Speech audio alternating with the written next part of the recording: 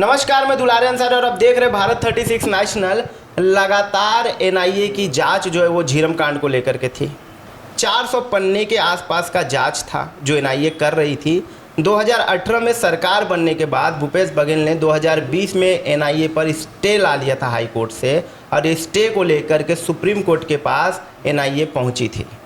2023 का साल है, चुनाव अपनी चरम सीमा पर है और 3 दिसंबर को रिजल्ट आना है मतदान का। इस बीच कल एक बड़ी खबर आती है कि सुप्रीम कोर्ट ने एनआईए की याचिका को खारिज करके जो छत्तीसगढ़ की पुलिस है एसआईटी को ये सौंप दिया है पूरा जिम्मा। बीजेपी ने खासा प्रयास किया था, कांग्रेस की तरफ से कहा जा रहा है बीजेपी ये चाहती थी कि एनआईए जांच करे, पर अब एसआईटी के पास है ये जांच। तो क्या इन जांचों में अब क्या होना बाकी है? क्या और कुछ बीजेपी के पास मुद्दे हैं कांग्रेस को लेकर के? कांग्रेस बार बार आरोप लगा रही है कि जो भी राष्ट्रीय एजेंसी है उनका दुरुपयोग बीजेपी कर रही है और इन दोनों को तोता मैना कहा जा रहा है। देखना दिलचस्प हो जाएगा। मेरे साथ मोतीलाल साहू जी है।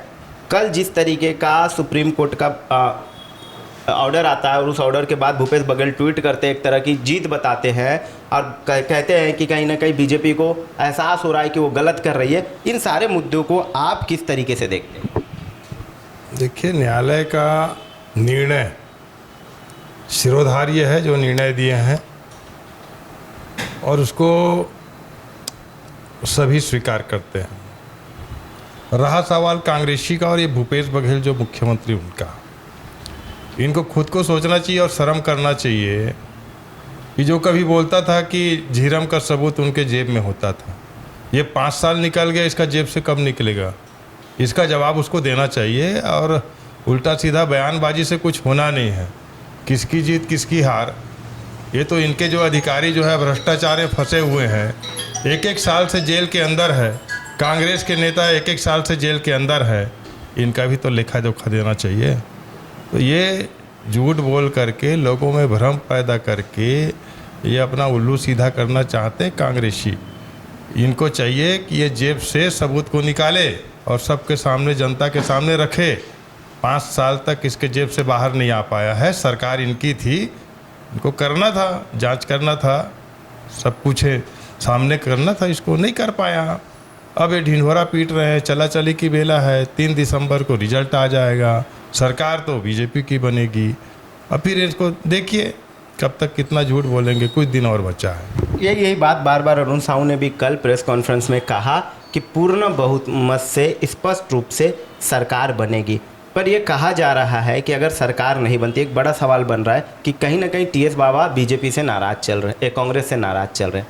तो क्या अगर बहुमत पूर्ण नहीं आती है तो क्या बीजेपी टीएस बाबा को अप्रोच करेगी और टीएस बाबा क्या बीजेपी में शामिल हो सकते हैं? क्योंकि जितने भी गणित यज्ञ है, जितने भी राजनीतिक यज्ञ है, उनका मानना है कि टीएस बाबा को तोड़ा जा सकता है और बीजेपी पूरा कंसंट्रेशन, पूरा ध्यान एक आदमी पे केंद्रित करेगी, वो है टीएस बाबा। तो क्या ये आशंकाएं लगाई जा सकती है कि 3 तारीख के बाद अगर फुल मेजोरिटी बीजेपी के पास नहीं होती है तो टीएस बाबा बीजेपी में आ सकते हैं?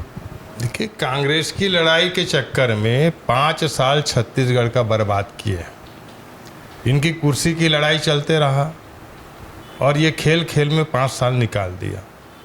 इन्होंने कुछ कार्य कर नहीं सका, खाली एक दूसरे को मनाने में और ऊपर हाई कमान के पास नोट पहुंचाने के सिवा इन लोगों ने 5 साल में दूसरा कोई काम किया नहीं है। तो इनकी कांग्रेस की अंतर्कलह वो लोग जाने, उससे क्या लेना देना है। हमको भारतीय जनता पार्टी को कांग्रेस से कोई लेना देना नहीं है। एक राजनीतिक प्रतिद्वंदी है, पार्टी है, वो सामने है हम लोगों का, और भारतीय जनता पार्टी अपना काम करते हैं।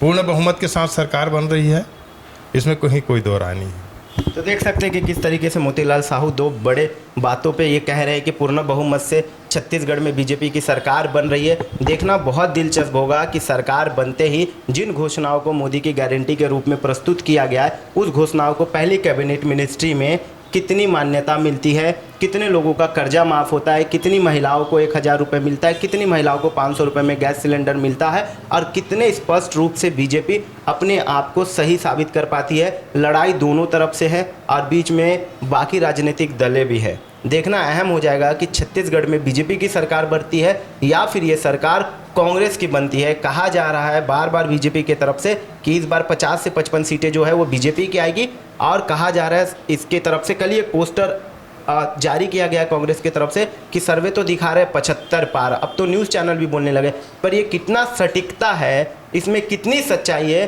वो 3 दिसंबर को मतगणना जब होगी, जब मतदान का रिजल्ट आएगा, तब ये पता चल जाएगा कि कौन कितना आगे है और कौन कितना पीछे है। तब तक तमाम बड़ी खबरों के लिए देखना ना भूलिए भारत 36 नेशनल। मैं दुलारे अंसारी, कैमरामैन सागर के साथ।